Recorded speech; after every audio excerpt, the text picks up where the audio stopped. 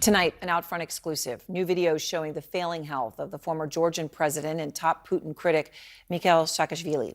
I want to warn viewers that it's disturbing to look at this. The video shows what Saakashvili's legal team says is one of the many seizures that he has suffered in a Georgian prison. So you can see this from the surveillance camera.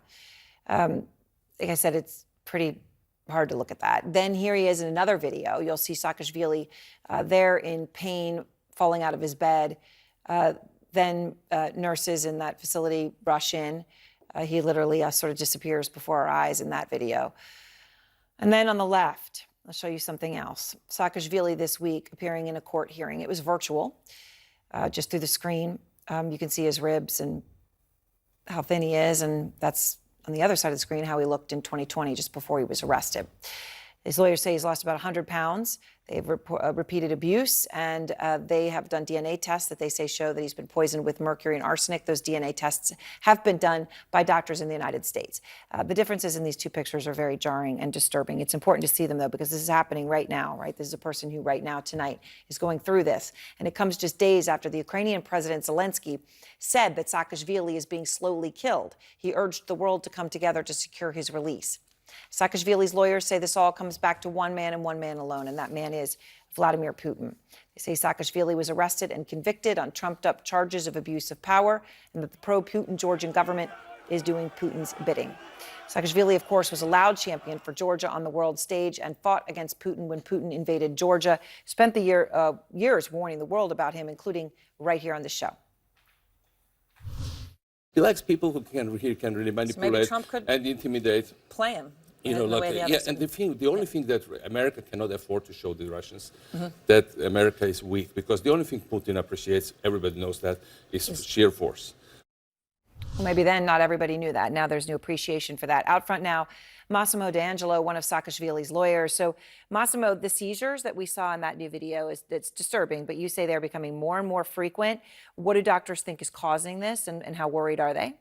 They're extremely concerned. I mean, as you can see in that progression of photographs and video that you just showed, he is radically and rapidly declining in health.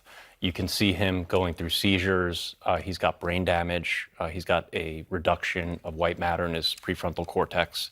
And you were able to establish that through testing? Yes. And actually in some of the videos you'll see, I was there with our expert neurologist, Dr. Lacan, who's a Congressional Medal of Honor award winner.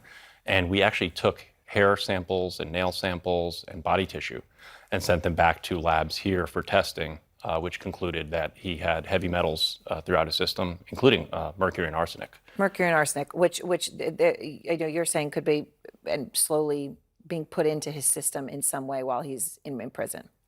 So when we look at how he was now compared to when he was arrested, I mean, that's incredibly jarring. But I want to show just that's before, right, and now. But even now, compared to late December, that's when you and I last were together talking about him. That's been 7 weeks. How much has changed in just those 7 weeks? A lot.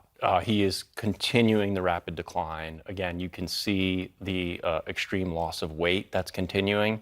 In fact, the Polish prime minister came out today. We have also 27 European countries that came out in solidarity seeking his release. Poland will take him.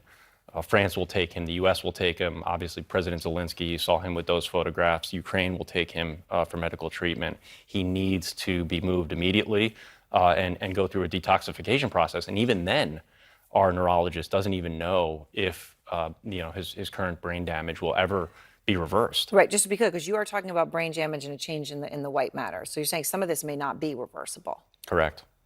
So you have detailed medical analysis, which you say, a Congressional Medal of Honor, U.S.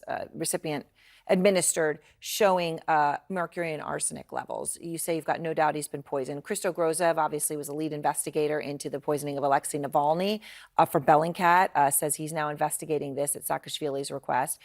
Do you have any doubt that this investigation leads back to Moscow, to Putin? We have no doubt at all. I mean, this is a story about good versus evil, about the police state versus the free state. Remember, Saakashvili is the father of democracy in that region. He brought democracy there. There was a nonviolent shift in power for the first time ever in the South Caucasus region. when he gave power to the current ruling party, the Georgian Dream, who is led by the architect, really is Bidzina Ivanišvili, who is an oligarch, and clearly a Putin proxy. So that is what we're dealing with here, and we need the assistance of the United States and its allies to come in and suspend aid. Remember, the U.S. is giving tens of millions of dollars of aid to Georgia to support democratic programs, to support the court system, and there's clearly a backsliding of democracy, and we as the United States need to stand up and be the protector and champion of democracy. So the U.S. ambassador to Georgia spoke out about Saakashvili's condition, saying, "We will continue to implore the government to take the necessary steps to prevent the situation from escalating further and to provide Saakashvili with the type of treatment he needs." Is that enough? I don't think it's enough.